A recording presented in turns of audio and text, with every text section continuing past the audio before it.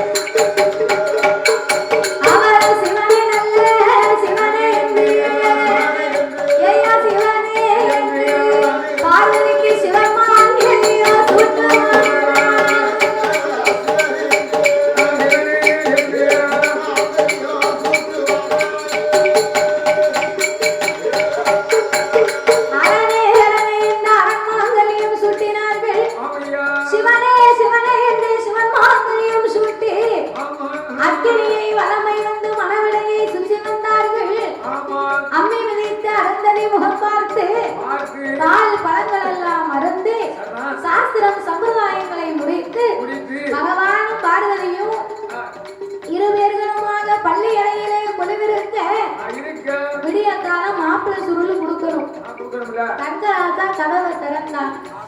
மாப்பிள்ளையும் காணும், பெண்ணையும் காணும். வந்ததுதான் பகவானே. பகவான் வந்துங்க இருப்பாரையா?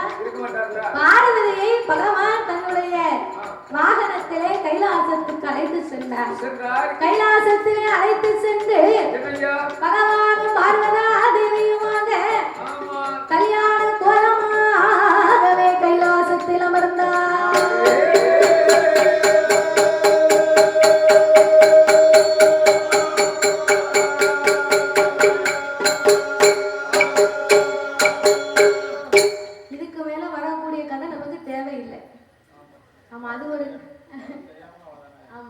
அதனாலே அம்மா திருக்கல்யாணத்தை ஒட்டி ஒரு அழகான கும்மி பாடல்.